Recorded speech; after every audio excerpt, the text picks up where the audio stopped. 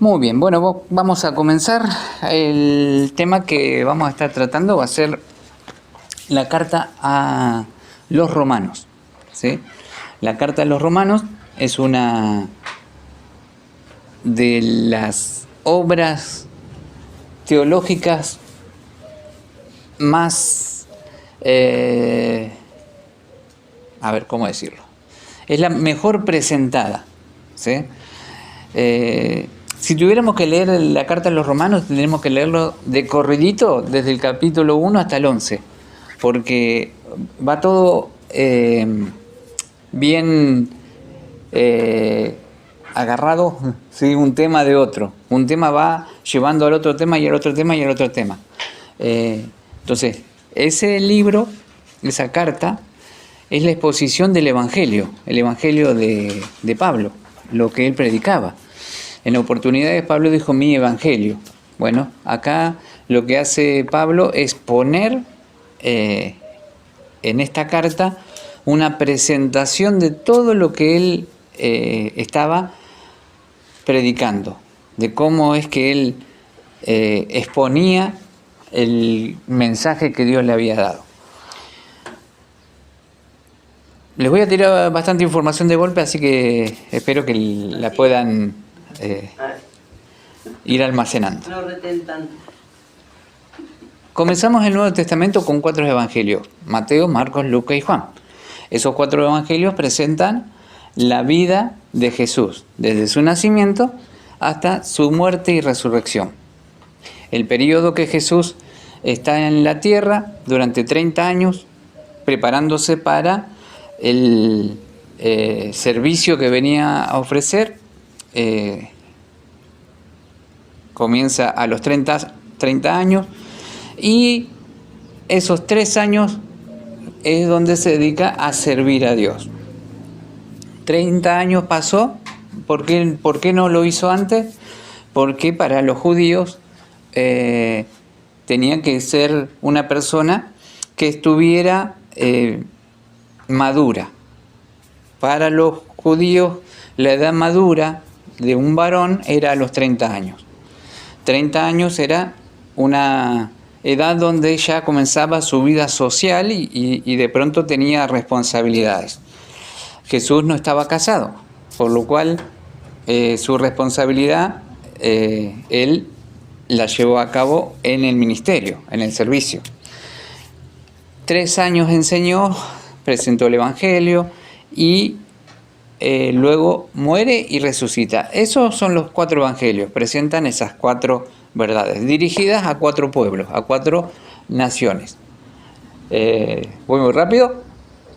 Bien, entonces, cada una de los evangelios estaba dirigido. Uno estaba dirigido al pueblo judío, el otro estaba dirigido al pueblo romano, el otro estaba dirigido al pueblo griego y el otro estaba dirigido a todo el pueblo, todas las naciones, que es la carta universal de Juan. Entonces, cada uno de esos evangelios presenta a Jesús para todas las clases de personas, ¿sí? Los libros que siguen, o las cartas que siguen, en el Nuevo Testamento, luego de los evangelios, es Hechos. Hechos es lo que une las cartas, las epístolas, con los evangelios. Si no estuviera el libro de Hechos, sería todo un desastre, porque no sabríamos cómo comenzó la iglesia. Entonces lo que tiene el libro de Hechos es que es histórico, nos muestra cómo es el inicio de la iglesia.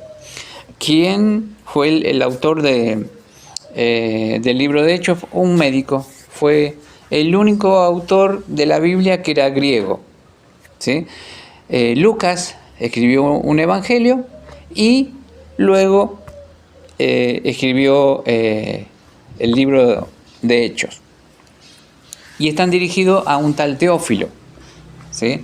Esa fue él quería poner en orden, como dice en Lucas 1, quería poner en orden las cosas que eran ciertísimas, las cosas que habían ocurrido, y como otros habían tratado de poner en orden, él tomó esta responsabilidad de poner en orden, ¿sí?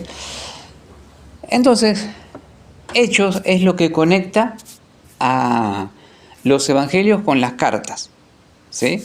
Con las epístolas. Luego de Hechos, ¿qué libro sigue? No. Romanos. Ah, claro, es la más larga de las cartas. ¿Por qué sigue Romanos? Bueno, están expuestas por orden de cantidad de páginas del libro. Entonces ese es el orden que está en el Nuevo Testamento. Pero principalmente Romanos está puesta en ese lugar porque es una base teológica. Es la presentación de la caída del hombre, la forma en que Dios quiere salvarlo y presenta de una forma magistral todo el plan de Dios. El libro de Romanos teológicamente tiene la respuesta a todos los problemas, las dificultades que puede enfrentar. Pablo tiene una forma de expresar y combinar cada tema sin irse, sin alejarse, y presenta cada una de las situaciones que el hombre necesita entender. El libro de Romanos es el libro que va a cambiar a las personas. Si usted quiere que alguien cambie espiritualmente, el libro de Romanos es el adecuado para que pueda conectarse con Dios. Porque lo que hace el libro de Romanos es mostrar la condición del hombre, capítulo 1, 2 y 3 hasta el versículo 20, ahí va a presentar la degradación del hombre, cómo el hombre fue decayendo espiritualmente. Y luego presenta lo que Dios quiere hacer con el hombre, cómo Dios ama al hombre, cómo lo restaura y todo el plan que Dios tiene. Es importantísimo esta carta a los romanos. Es una carta que Pablo la escribió aproximadamente en el año 56. Sí, el 56. La envía a, si bien tiene el nombre, a los romanos, está dirigida a los judíos que vivían en Roma, aquellos que eran a los judíos cristianos que estaban en Roma. Es una carta que de pronto presenta todo el Evangelio. ¿Por qué? Porque era necesario que presentara de esta manera el Evangelio, todas estas verdades teológicas, porque hasta ese momento ningún apóstol había llegado a Roma. Ningún predicador había llegado a ese lugar. Esa iglesia se formó por hermanos comunes y corrientes que estuvieron presentes en el momento de Pentecostés. Recibieron el Evangelio, recibieron el Espíritu Santo y cuando vuelven a su tierra, a Roma, allí comienzan a hablar lo que habían visto, lo que había pasado, y ellos mismos fueron ganando a otras personas y de allí se formó la iglesia. Por eso era importante para Pablo poner en orden todas las cosas teológicas, la verdad que ellos anunciaban, el Evangelio que predicaban. Porque veía que en esa área no habían alcanzado los apóstoles a llevar el mensaje. Y él tenía un peso tremendo por toda estos hermanos que estaban en Roma. Entonces lo que él quería era llevar el mensaje a ese lugar. Si ustedes miran el libro de Hechos, él tuvo la intención de viajar y el Espíritu Santo lo detuvo, ¿sí? Y en otra oportunidad quiso ir y todavía no era el momento. Y el Señor le dijo que ya iba a llegar, que ya iba a estar. Pero él sentía que corría peligro y ¿qué pasa si no llego? ¿Y qué pasa si no puedo predicar el Evangelio allá? Entonces lo que hace es escribir esta carta, ¿sí? Y la escribe totalmente distinta a las otras cartas. No es como la carta de los Efesios, no es como la carta a los Corintios. ¿Se conoce el orden cronológico de esas cartas? Sí, están las fechas. Ah. Sí. Por eso no está en orden cronológico en la Biblia, claro, sino que están por el orden del tamaño de las Pero cartas. se puede acceder a ese Sí, conocimiento de en qué orden las escribieron las cartas. sí, se puede. Es más, en mi Biblia tengo la fecha de cada una de las... las Biblias de estudio tienen todas la fecha en que fueron escritos. Como sé, en el Antiguo Testamento dice aproximadamente, varía el tiempo, la fecha, pero hay fechas, ¿sí? Se conocen los tiempos. Entonces, ¿por qué Pablo escribe esta carta? Por si él no llega. Por si él no puede llegar a ese lugar. O sea, de esta manera vemos el peso que tenía por las almas, por poder predicar el Evangelio y enseñar la palabra de Dios y que fueran las personas instruidas en la verdad. Ese era el peso que él tenía. Entonces, si algo llegara a pasarme, yo no me puedo quedar así. Al final de Romanos, casi en el capítulo 15 por ahí más o menos, sí, creo que sí, hay una parte donde estaba por ir a España y de pronto dice que todo esto lo he llenado con el Evangelio, ¿sí? Donde mira un poquito hacia atrás y habla acerca de todo el alcance que había tenido. Y Roma era una de las ciudades que él quería llegar, pero no para vacacionar, sino que quería llegar con el Evangelio. ¿Sí? ¿Vamos bien? Entonces, esta carta es una carta que va a generar cambios. Es una carta que de pronto va a presentarnos la condición del hombre y la necesidad que tiene de encontrar la respuesta que Dios quiere dar al hombre. Si ustedes buscan en sus comentarios el diario Vivir, ahí van a encontrar en el capítulo 1 de la Biblia, el diario Vivir, un escrito dando un panorama o sea, datos esenciales de lo que sería la carta a los romanos. Le estaba mostrando, esta es la Biblia del diario Vivir. Cuando abrimos en el celular pareciera que es chiquitito. No, es todo esto. Es un montón de información que está ahí. Dentro de lo que, no sé si está en el celular, pero sí en la Biblia, están los megatemas, le llama. ¿Qué serían megatemas? Son temas que tienen tanta importancia que acá se desarrollan en la carta a los romanos. Uno de los temas importantes son el pecado. Pablo presenta la condición del hombre pecador y creo que lo presenta como en ninguna otra de las cartas. Uno de los textos famosos, por cuanto todos pecaron, ¿sí? Está en Romanos. Demuestra que el pecado ha afectado a toda la humanidad. Y también otro texto donde dice, estando aún en pecado. O sea, a pesar de lo bajo que había caído el hombre, allí da la solución a través de Dios. Entonces, uno de los megatemas o de los temas principales es el pecado. Otro de los temas es la salvación, porque no serviría de nada hablar de la condición del hombre sin darle una salida.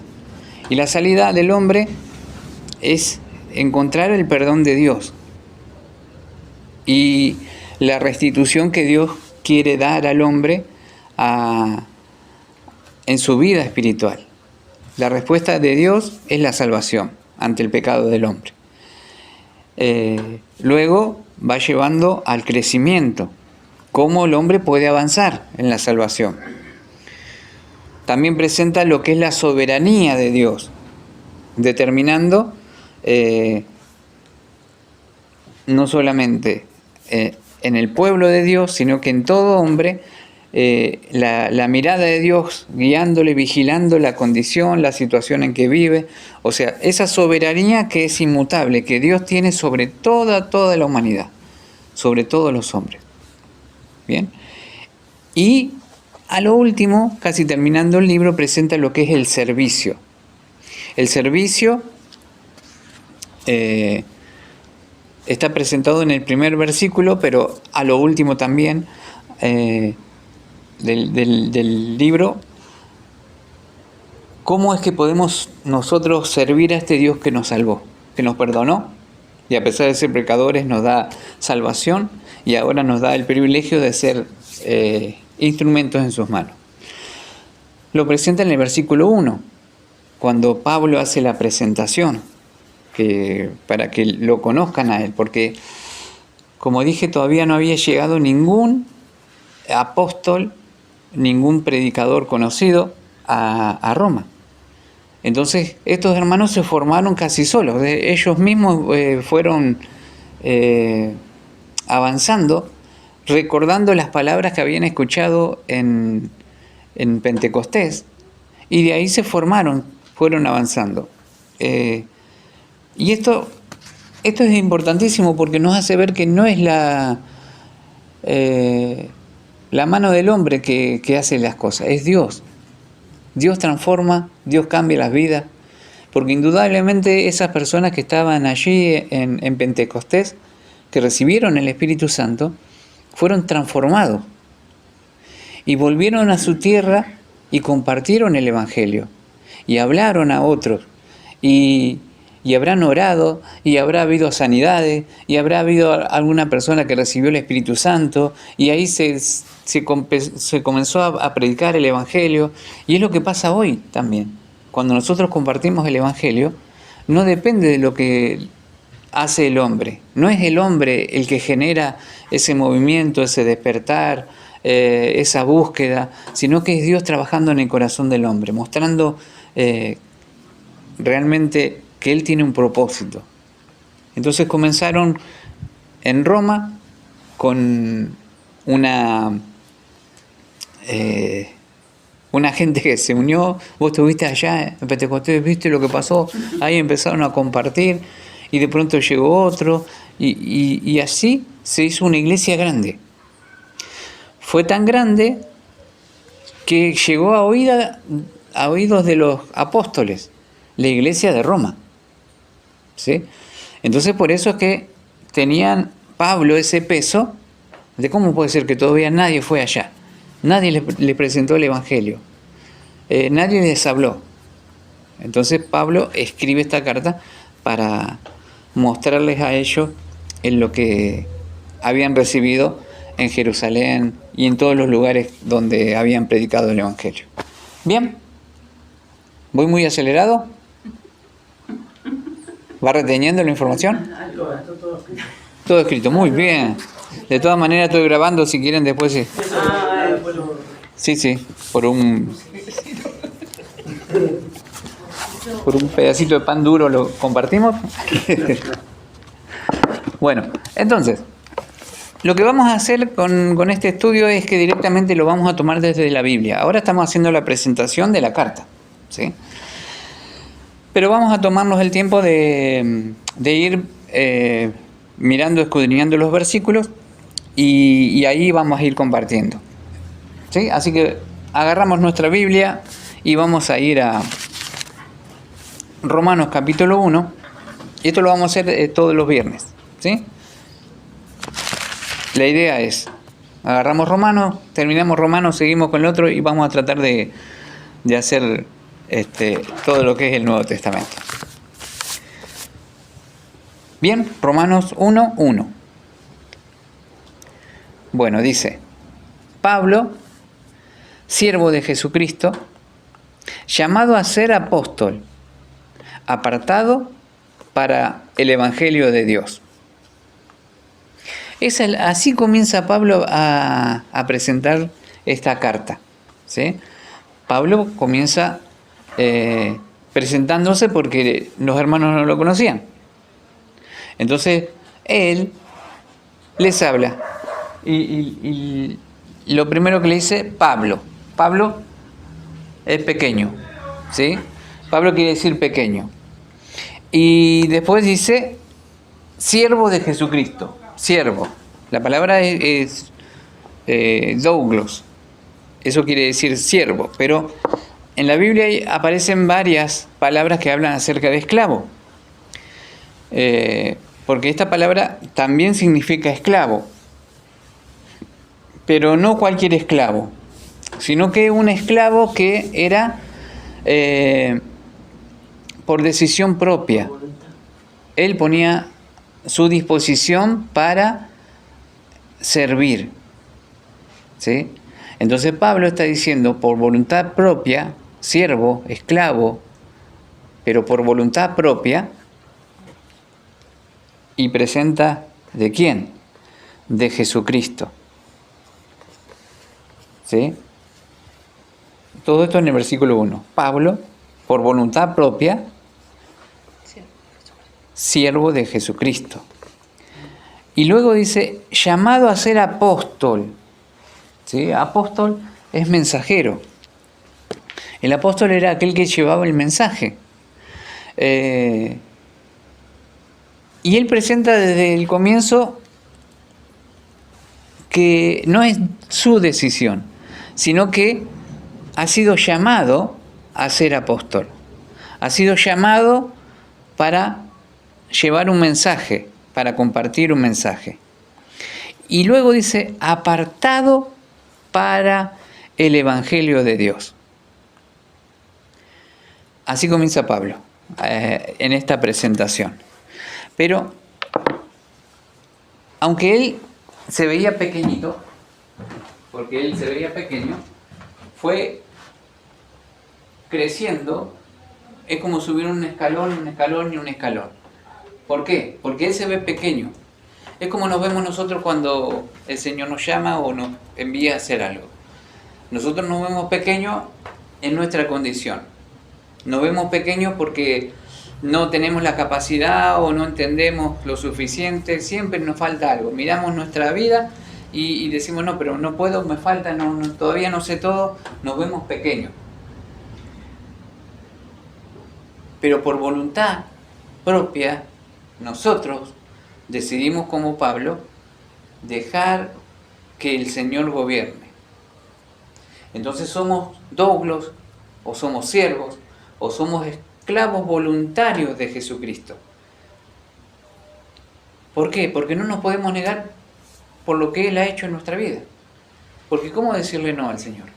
Con todo lo que Él hizo, de dónde nos rescató, cómo nos llamó, cómo trabajó en nuestra vida, en nuestra familia, las cosas que hizo. ¿Cómo decirle no? Voluntariamente voy a poner mi vida para que Él sirva a un montón de personas con mi vida, para que Él trabaje en la condición de las personas con mi vida. Voluntariamente yo voy a hacerlo. ¿Por qué? Porque Él lo hizo así. Porque Él voluntariamente tomó mi lugar. Porque Él voluntariamente cargó mis pecados. Porque Él voluntariamente entregó su vida por mí. Entonces no puedo decirle que no. Por eso soy un douglo. Soy un siervo, soy un esclavo voluntario de Jesucristo. Y con un mensaje, ¿sí? Llamado a ser apóstol. Llamado a ser apóstol. No me la creo. No sé el mensaje que tengo. O sea, no tengo en claro todo el mensaje. Pero tengo un llamado. Y cada uno de los que ha tenido un llamado, que tiene un llamado, tiene un mensaje. Hemos sido llamados de muerte a vida. Hemos sido llamados de las tinieblas a la luz admirable. Hemos sido llamados por Dios para alcanzar a otras personas. Tenemos un mensaje que compartir. Entonces este versículo 1, donde Pablo se presenta, no solamente se presenta a él, lo que él siente, lo que él vive, lo que Él tiene, la tarea que tiene, la responsabilidad que tiene, sino que nos presenta a nosotros también. Porque es el Señor el que nos ha entregado a nosotros esta responsabilidad. Y nosotros hoy tenemos que llevar este Evangelio. Nosotros hoy estamos llamados a ser apóstoles. Y termina el versículo 1 diciendo, apartado para el Evangelio de Dios. Apartado para el Evangelio de Dios. Los ángeles están deseando poder compartir el mensaje que usted y yo tenemos para compartir. Ellos están deseosos de poder hablar a la gente las buenas nuevas. Pero se nos dio a nosotros. Nosotros somos los que estamos apartados, destinados con un propósito, y se nos ha entregado este Evangelio, esta palabra, las buenas noticias, lo que la gente necesita para alcanzar la salvación. Y hemos sido apartados para el Evangelio de Dios, ¿sí? No para nuestro Evangelio, no para compartir lo que a mí me parece, sino que hemos sido apartados para el Evangelio de Dios. ¿Bien? ¿Estamos? ¿Pregunta? Clarísimo. Bueno, entonces acá encontramos el versículo 1 nomás. Ya con eso yo ya estoy lleno. Porque encontramos con qué sencillez Pablo presenta estas verdades. Pablo no es un pequeño. Cualquiera habla de Pablo y siempre va a decir este gran hombre de Dios. Pero Pablo se puso pequeño, porque él se consideraba pequeño. En una oportunidad dice, y yo llegué como un abortivo, el último de todos los apóstoles, si pudiera llamarme apóstol. Él se consideraba pequeño, porque es la condición de todos. Todos aquellos que realmente se han encontrado con el Señor realmente. Porque una persona que no tuvo un encuentro con el Señor, siempre se va a considerar grande. Se considera como alguien que no necesita nada. Pero aquel que realmente tuvo un encuentro con Cristo, va a terminar postrado a sus pies. Va a ver la grandeza de Dios y va a quedar sumido a sus pies. ¿Por qué? Porque Él es el único grande.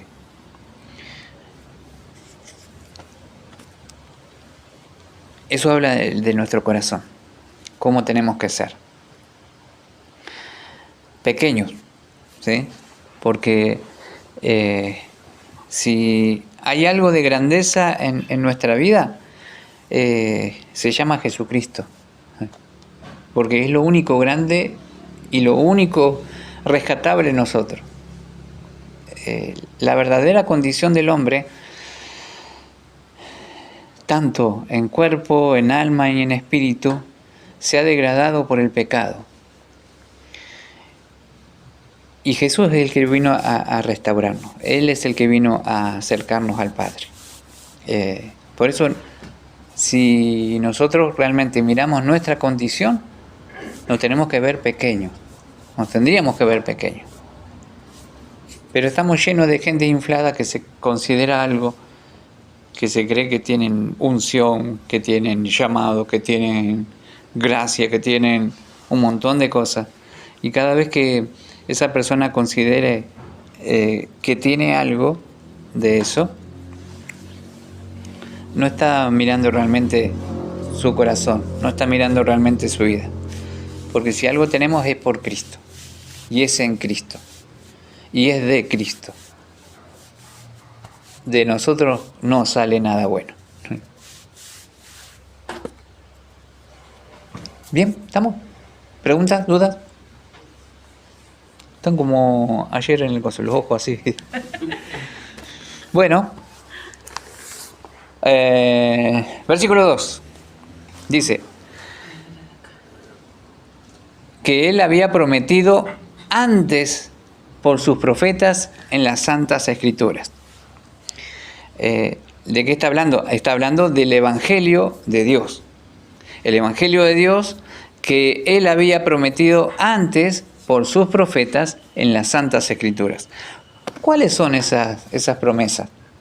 ¿A qué se refiere cuando dice que fue prometido antes por sus profetas?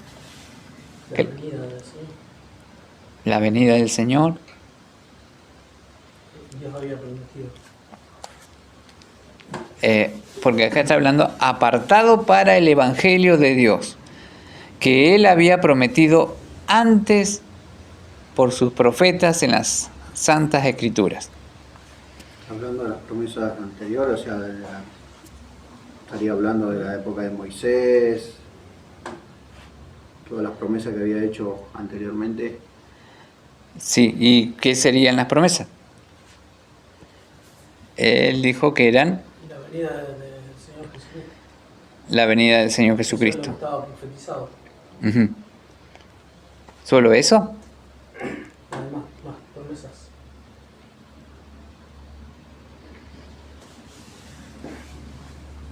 ¿Qué más? Promesa de salvación. La promesa de salvación. Bien, entonces, volvemos. ¿Cuáles serían los profetas? Isaías, que ya hablaban de la venida. Los profetas son todos, tanto los mayores como los menores. Todos ellos anunciaban la venida del Salvador, la venida del Mesías. Pero no solamente era el anunciar la venida del Mesías, sino lo que iba a provocar este Mesías. Todo lo que iba a restituir a la gente, restituir lo que había perdido, una relación con Dios. Acercarlos nuevamente a Dios. Entonces las promesas que abarcan en el Antiguo Testamento de los profetas, no solamente habla de la persona de Jesucristo, sino de su obra, la obra que haría Jesús al llevar el Evangelio, las buenas nuevas, las buenas noticias. ¿Sí? Aparte, en varias partes del Nuevo Testamento habla acerca de la ley y los profetas. ¿Qué abarcaría la ley y los profetas? ¿Qué libros? Uh-huh. Y Deuteronomio, todo eso que va. No, esas son las. Sí, son las leyes para el pueblo judío. Sí, pero ¿qué abarca? ¿Qué abarca la ley y qué abarca los profetas?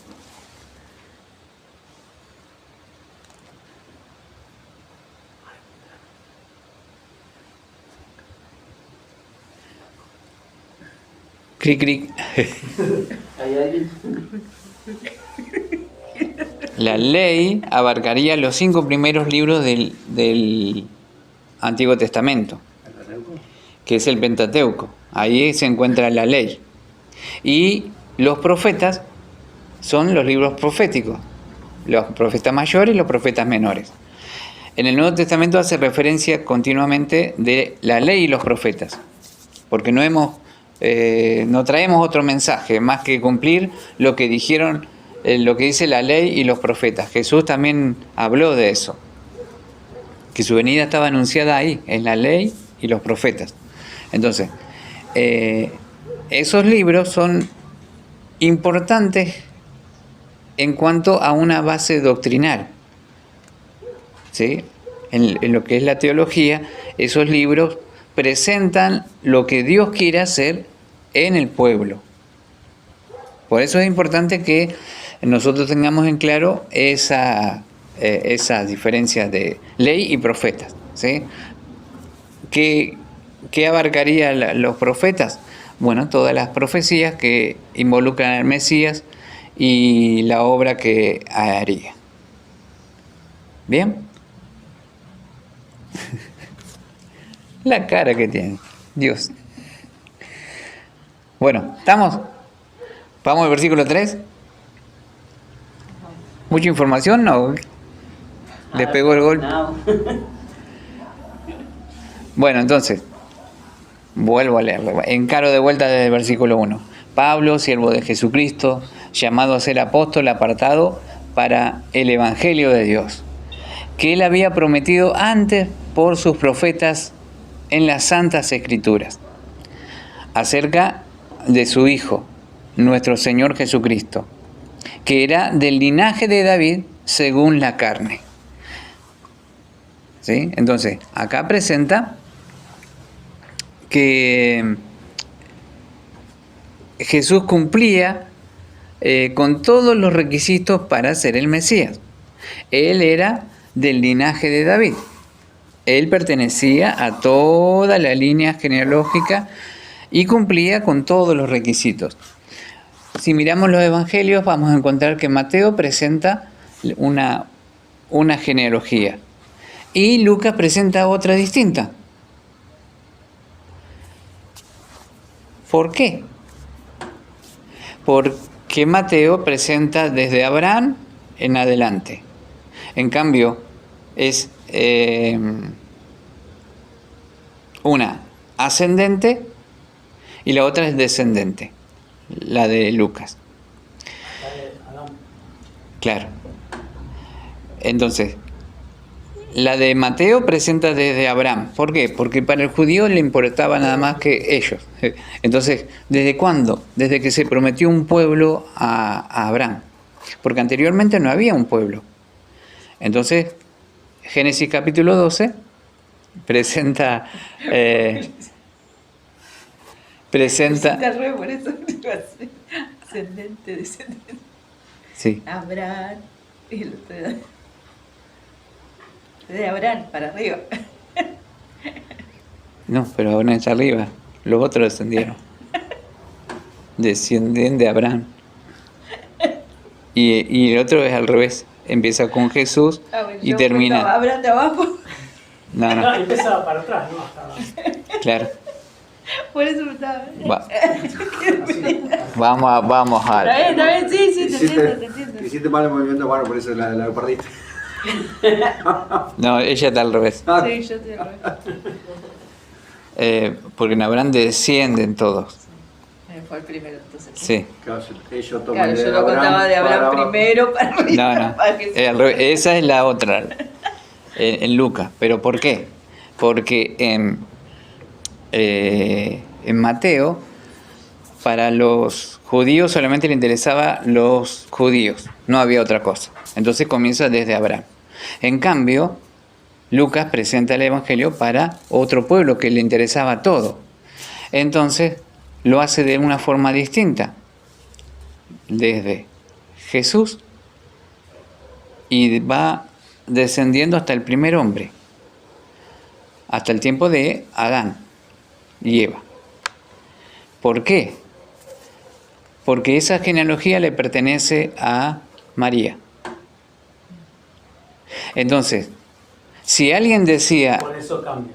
claro, si alguien decía, no era del linaje, porque si ustedes dicen que fue el Espíritu Santo el que engendró a Jesús, no tuvo nada que ver José. Entonces se rompió el linaje. Pero Dios es más sabio.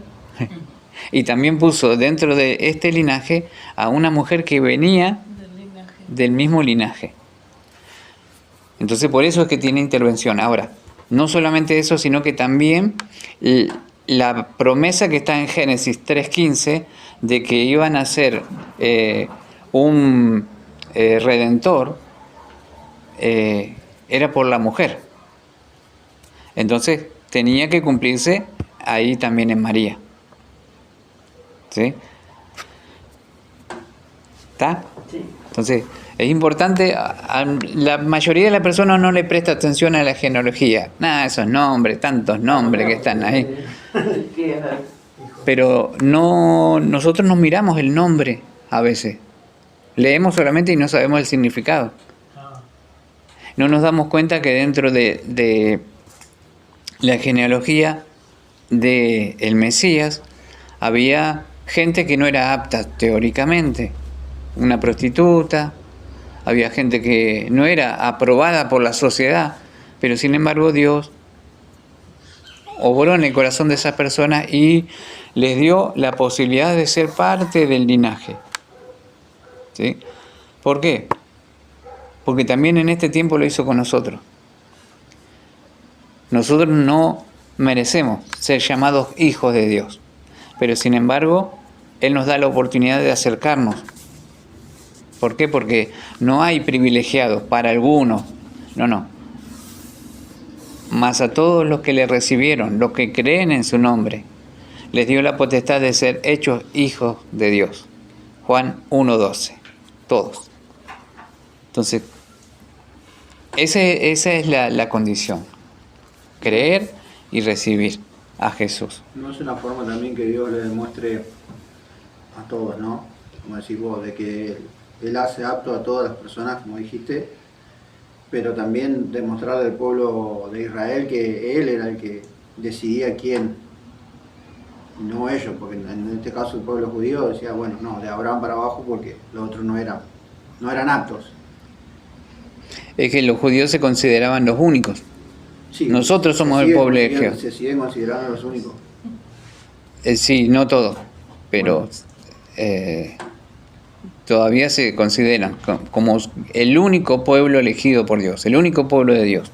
Y los demás no son cualquier cosa. Por eso Pablo cuando predica en Gálatas, cuando dice que ahora ya no hay, a ver, vamos a buscarlo. ¿Y qué más?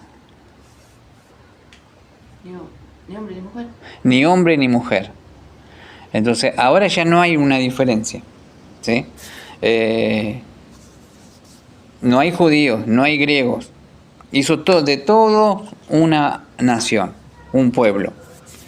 Entonces los judíos ya no tienen argumento. Sí.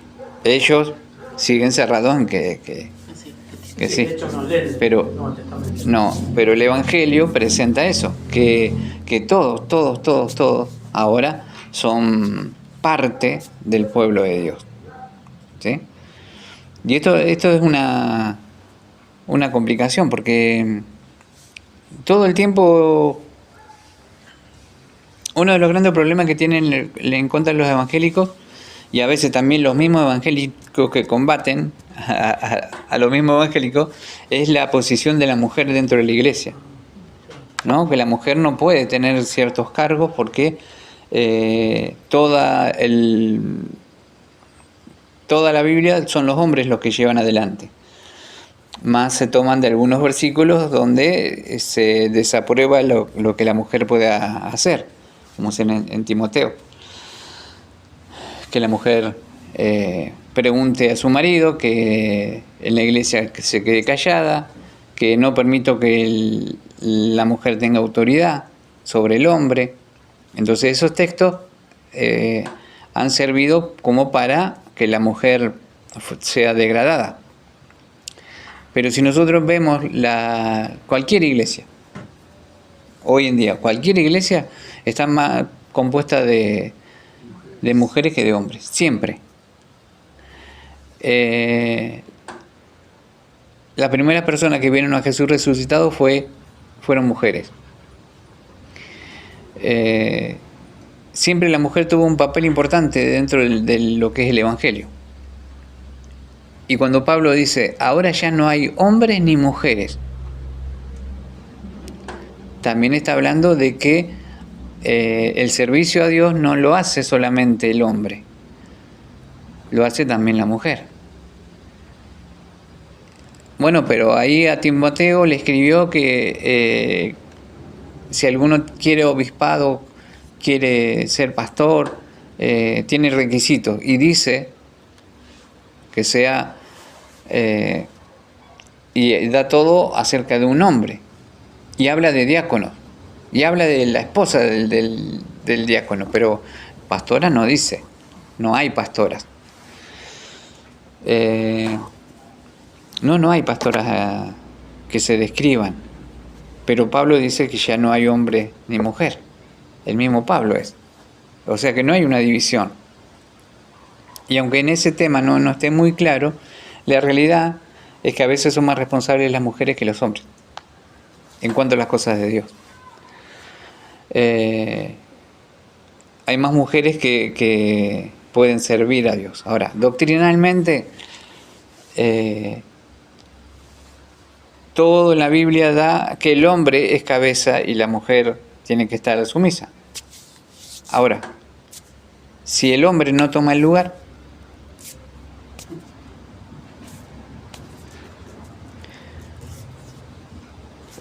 un ejemplo, nosotros vimos lo que cuando fue enviada la hermana Susana Fernández ahí a Mozambique.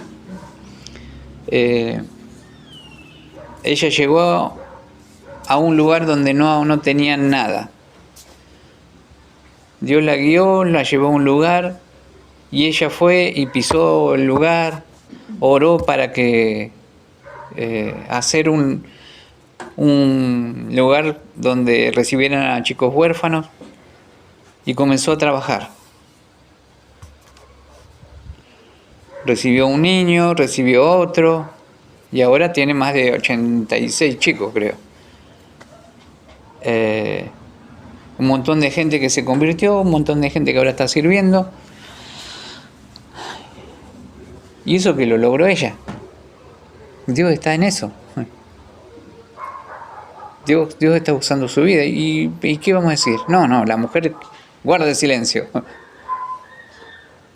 Entonces, hay ocasiones que vemos el ejemplo de la obediencia, de servir a Dios, y Dios lo bendice, ¿no? O sea, entonces hay que sacarse de la cabeza que esto es exclusivo para cierta clase de personas. Los hombres, Pablo dice, ya no hay hombres, no hay mujeres, así como no hay judío ni griego, son todo un pueblo.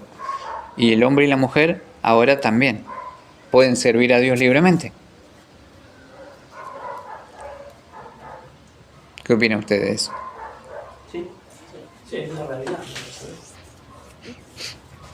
Pero para muchos choca esa situación de que la mujer tenga un lugar para predicar. Hay temas por ahí doctrinales que de pronto son conflictivos y por el mismo tema que lleva adelante es mejor que lo presente un hombre, pero la mujer puede predicar el evangelio sencillamente. Y aparte es que Jesús dice que llevó cautiva la cautividad y dio dones a los hombres, pero no habla de que solamente los hombres tienen don, sino que habla del género humano, porque hay personas que tienen dones y son mujeres. Estaríamos diciendo que no es justo, ¿sí? Por eso es importante que nosotros leamos las Escrituras y no nos cerremos ante un pensamiento o algo que es tradición, porque la realidad es que son más mujeres que hombres, y las mujeres sirven más, tienen más tiempo y más dedicación y más compromiso en muchas oportunidades.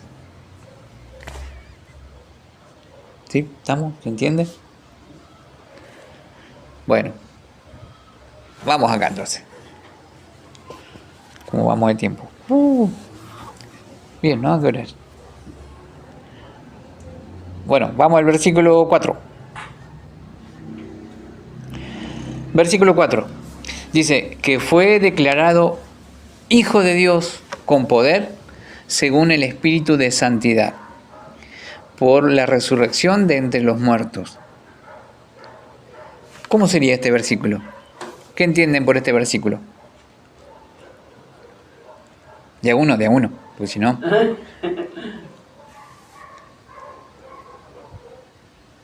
Despacito. Nació de una virgen. Por eso. Y fue declarado Hijo de Dios con poder, según el Espíritu de Santidad.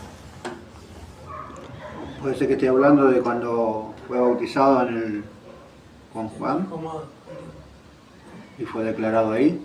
Claro. Está hablando acerca del momento del bautismo. O sea, ¿qué sucedió cuando él fue bautizado? Se oyó una voz. estuvo el Espíritu Santo también presente. Sí. Se oyó una voz del cielo que decía, este es mi hijo amado, en el cual tengo complacencia. Y a él oí. Y descendió una paloma y se posó sobre él. ¿Sí? Y esa paloma, ¿qué era? El Espíritu Santo. Ahora, ¿qué era? ¿Era una paloma real, verdadera? ¿O está hablando simbólicamente que... Yo creo que era verdadera para que está visible. para que todos contemplaran eso?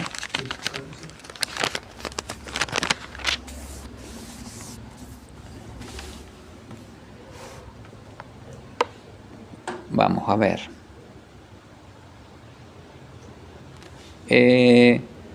Mateo capítulo 3, versículo 16. Y Jesús, después que fue bautizado, subió luego del agua. Eso habla de que el bautismo tiene que ser por inmersión, ¿sí? Porque subió del agua. Y he aquí los cielos fueron abiertos y vio al Espíritu de Dios que descendía como paloma y venía sobre él.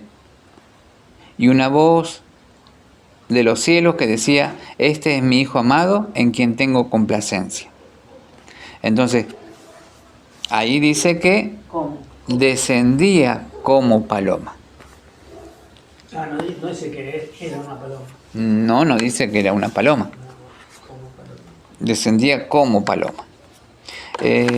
Marcos. Marco dice, luego cuando subía del agua vio abrirse los cielos y el espíritu como paloma que descendía sobre él. Uh-huh. Marcos ¿cuánto? No es. 1:9.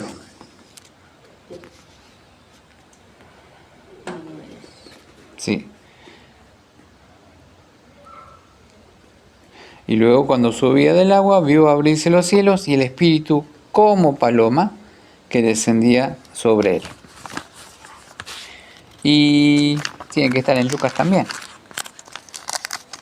El cual dice, también dio Juan testimonio diciendo, vi al espíritu que descendía del cielo como paloma y permaneció sobre él. Uh-huh.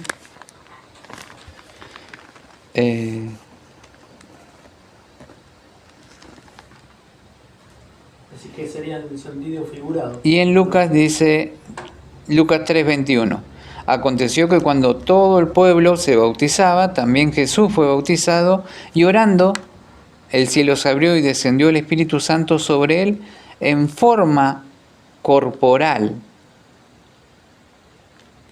como paloma. Ahí aclara un poquito más. Este está diciendo, Lucas dice que fue en forma corporal. Entonces ahí fue como paloma, dicen los demás, y este dice que en forma corporal, en el cuerpo de una paloma. Y vino una voz del cielo que decía, tú eres mi Hijo amado, en ti tengo complacencia. ¿Sí? Entonces, Lucas es el que dice que tenía formas de paloma. Los otros dicen como paloma. ¿Sí? Pero no dice que era una paloma. Lucas dice sí que era una corporal, que era el cuerpo como una paloma. Y tiene que haber sido así por el hecho de que lo vio Juan el Bautista, como leyó ahí Karina. Lo tienen que haber visto descender. ¿Sí? Ahora,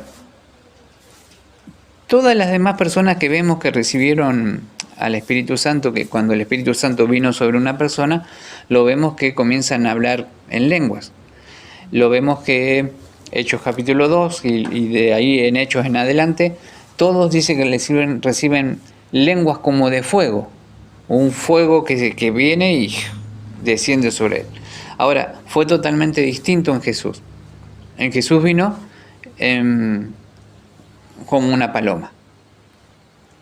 ¿Sí? ¿Por qué? Porque la paloma simboliza paz.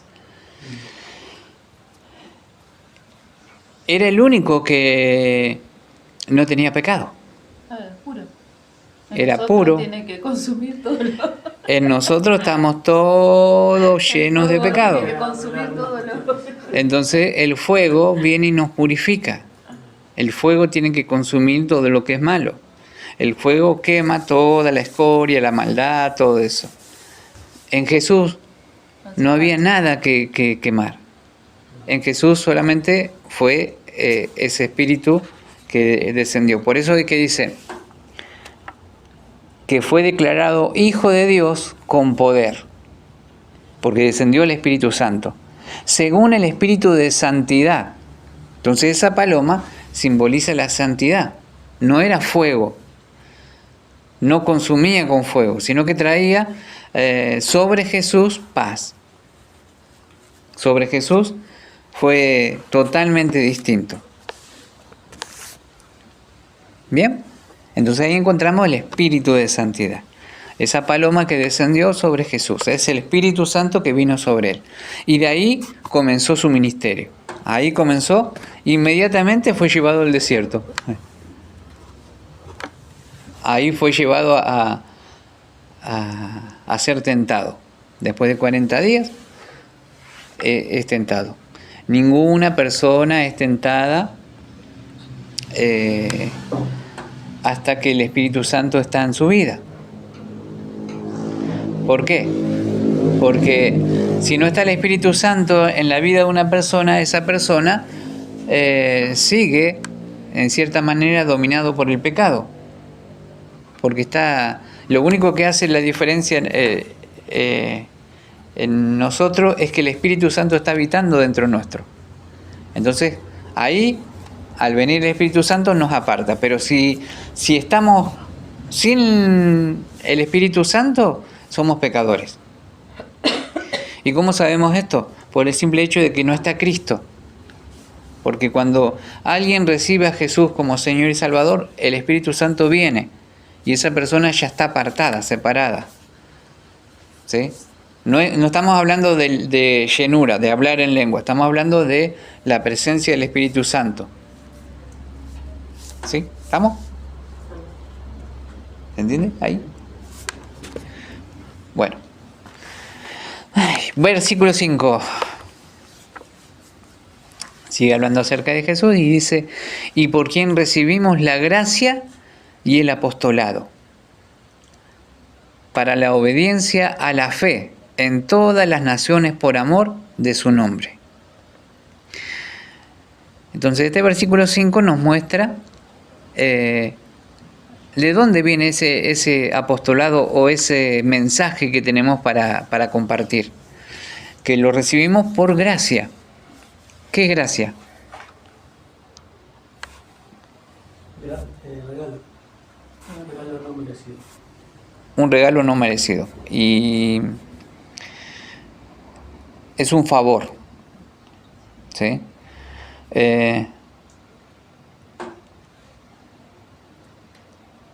Les voy a leer acá un diccionario. Esa palabra gracia a veces se traduce en misericordia, muchas veces. Bondad, favor, benevolencia, merced. Había un teólogo que la traducía esa palabra era Gnade, o sea, la palabra era una palabra alemana para gracia. A pesar de ello, no es un equivalente exacto de gracia. No alcanza, no es simplemente la gracia, no solamente lo decimos que es un favor no merecido, pero es una muestra de misericordia, de bondad, de favor. Es una merced que Dios hace para con nosotros. Nos concede un privilegio que no tendríamos que tener. Y dice, es un vocablo que funciona en dos direcciones y puede usarse tanto de Dios como del hombre. En cuanto a Dios, por cierto, que significa gracia, en cuanto al hombre significa amor inmutable hacia otro ser humano o hacia Dios. Porque lo que de gracia recibimos, de gracia damos. Entonces es algo que se transmite, ¿sí? ¿Te entiende? Bueno, igual les paso el audio después porque Sí, que repasa todo. así les... Bueno, y dice, y por quien recibimos la gracia y el apostolado, para la obediencia a la fe en todas las naciones por amor de su nombre. Para la obediencia a la fe en todas las naciones por amor de su nombre. ¿Qué les hace pensar esa frasecita? Y que todas las naciones pueden tener esa gracia. Que tienen fe en que todas las naciones pueden recibir la gracia. En ese. Llevar el mensaje a todas las naciones. Apostolado, mensajero, apóstol. A ver si se los leo en otra versión. Es el 5, ¿no? Sí. Por medio de NTV, por medio de Cristo Dios nos ha dado a nosotros como apóstoles el privilegio y la autoridad de anunciar por todas partes a los gentiles lo que Dios ha hecho por ellos a fin de que crean en Él y lo obedezcan, lo cual dará gloria a su nombre.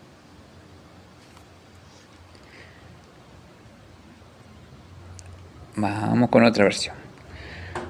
A ver, me gusta la Dios habla hoy. Por medio de Jesucristo recibí el privilegio de ser apóstol, puesto a su servicio para que en todas las naciones haya quienes crean en Él y le obedezcan.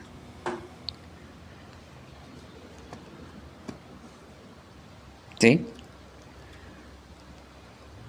¿De quién es la responsabilidad acá? Porque está diciendo Pablo. De los que reciben el mensaje. Por el llamado. Pablo lo toma desde otro lado, porque él se presenta, porque recordemos que la carta, esta parte de la carta, él se presenta.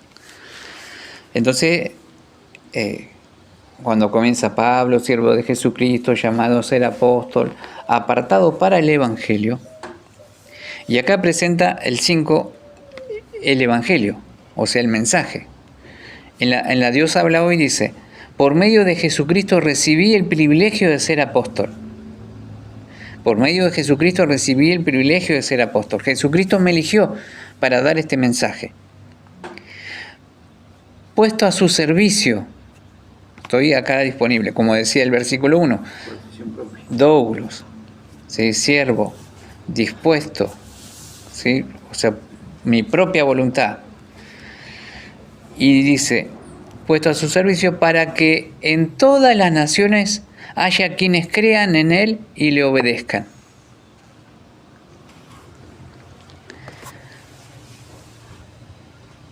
¿De quién es la responsabilidad?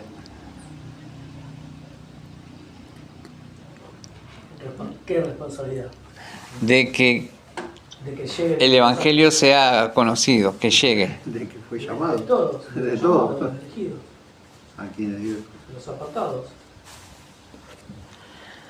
Para que en todas las naciones haya quienes crean en Él y le obedezcan. La responsabilidad no son de los oyentes. La responsabilidad es mía, porque yo tengo el mensaje.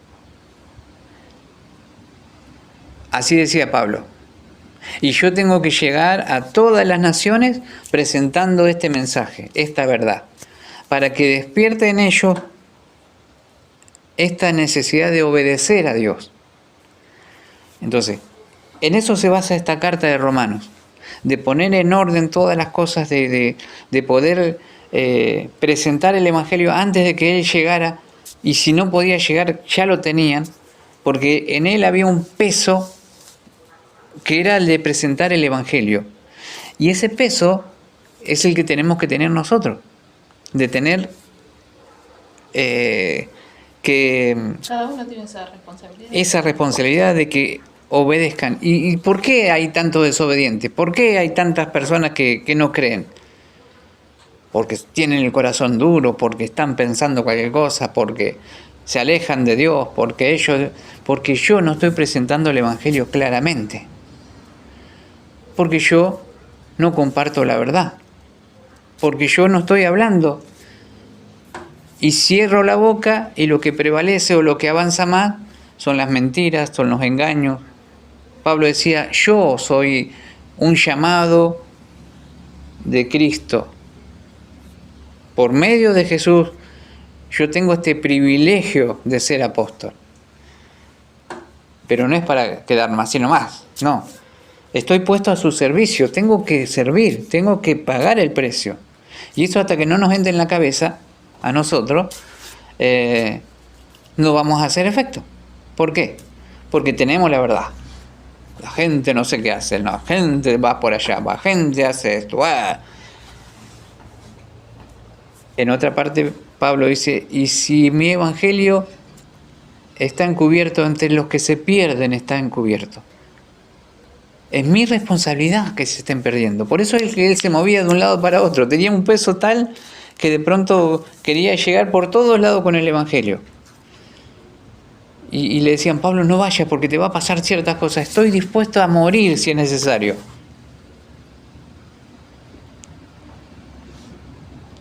Eso es pasión. Y es lo que hemos perdido. Vamos por la calle y vemos una persona tirada en el piso y pasamos de largo. No nos acercamos. No preguntamos si necesita algo. Y es como Jesús hizo el relato. Había alguien que había sido robado y pasó un levita y pasó de largo, y pasó el sacerdote y pasó de largo. Pero vino un samaritano y tuvo misericordia. ¿En qué nos convertimos? ¿Qué está pasando? Estamos perdiendo la visión de lo que el Señor hizo en nosotros, porque alguien se acercó cuando estábamos tirados. Y Pablo no podía pasar de largo, él tenía que sí o sí, porque él tenía en claro esto: por medio de Jesucristo recibí el privilegio de ser apóstol, puesto a su servicio, para que en todas las naciones haya quienes crean en Él y le obedezcan. Esa es mi tarea. Mi meta es que en cada lugar yo alcance a alguien para que obedezca y crea en Jesucristo. ¿Cuál es nuestra meta? ¿Qué estamos haciendo para que la gente encuentre a Cristo? ¿Hacemos un esfuercito? La mayoría está ocupado en sus propios intereses, porque tengo que trabajar, tengo una familia, estoy cansado, estoy agotado, tengo todo esto. Pero sabe el Señor que yo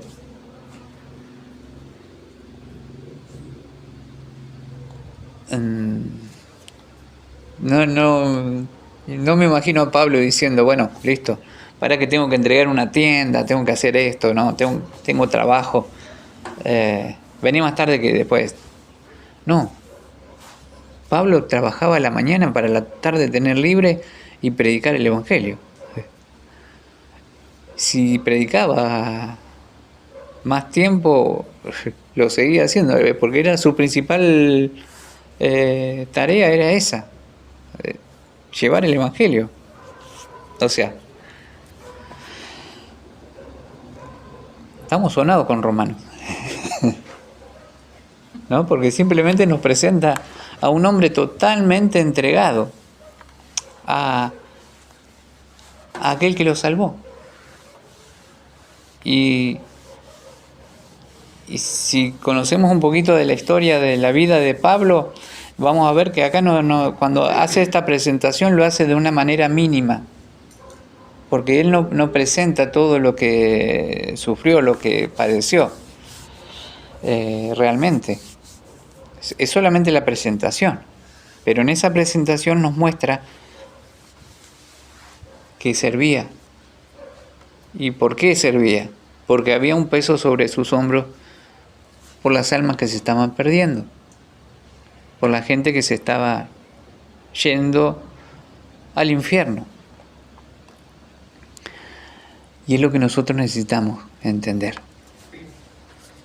que hemos sido llamados, que hemos sido rescatados, porque hay un propósito de Dios para nuestras vidas. Y detrás de nosotros hay personas que tienen que ser rescatadas.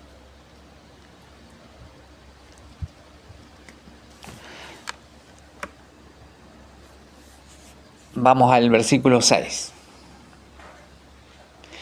Versículo 6 dice: entre los cuales estáis también vosotros, llamados a ser de Jesucristo. Entonces cuando les habla, les presenta, bueno, yo sirvo a Dios. Versículo 5, lo repito, dice: y por quien recibimos la gracia y el apostolado para la obediencia a la fe en todas las naciones por amor de su nombre, entre los cuales estáis también vosotros, llamados a ser de Jesucristo. Entonces hace un enganche ahí, en este versículo. Hay gente que necesita a Cristo, ¿sí? Hay gente que tiene que conocer el Evangelio.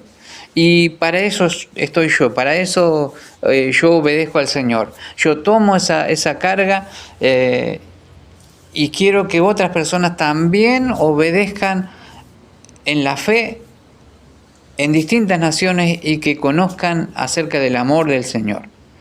Y también, acá en el versículo 6, y entre esas personas están ustedes.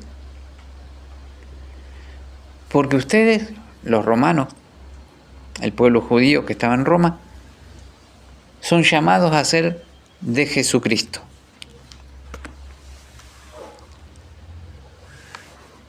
Cuando nosotros predicamos el Evangelio, cuando nosotros hablamos a las personas, no es para ganarlos para mi ministerio, mi servicio, mi iglesia, mi congregación. Es para Jesucristo. Es para que conozcan al Señor. Y siempre tiene que estar en claro eso, que lo hacemos para que tengan una relación con Cristo. Porque no hay un interés de sacar una tajada, no hay un interés de sacarle una ofrenda, de sacarle algo de dinero a esa persona, sino que el interés es que la persona pueda encontrarse con Cristo, pueda restaurar su vida espiritual, pueda encontrar la salvación. Y cada vez que le hablamos a alguien, bueno, encontrar que en esa persona a alguien que va a tener ese acercamiento con el Señor. ¿Sí? ¿Vamos bien? Entonces cuando le habla esto, versículo 6, entre los cuales estáis también vosotros, llamados a ser de Jesucristo, y el 7 dice, a todos los que estáis en Roma, amados de Dios, todos dice, llamados a ser santos, gracia y paz a vosotros, de nuestro Señor, de nuestro Padre y del Señor Jesucristo. Esta es la presentación de la carta. Así comienza el apóstol Pablo, ¿sí? Hablándole a esta gente, a estos hermanos que todavía no habían recibido una enseñanza teológica, pero que les presenta que ellos pertenecían al Señor.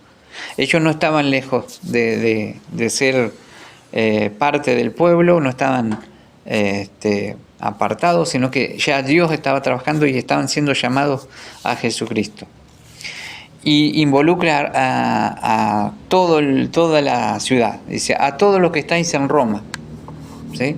La visión de Pablo no era solamente de los hermanos que estuvieran allí en la iglesia, sino que quería alcanzar a todos los que estaban ahí en Roma.